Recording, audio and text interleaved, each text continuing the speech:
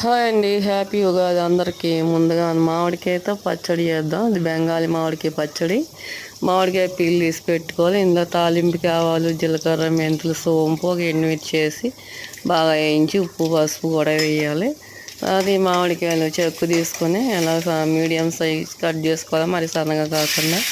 Cut చేసుకున్నాక కూడా మామిడికాయ ముక్కలు ఆయిల్లో వేసేసి వేయించాలి. కొంతసేపు వేగినాక మూత పెట్టేసి మగ్గనివ్వాలి. 5 నిమిషాలు మగ్గిన తర్వాత మెత్తగా అవుతాయండి. ఇలా మెత్తగా అయిపోయిన ముక్కల్లో మనం ఇలాగా ఒక బెల్లం వేసుకోవాలి.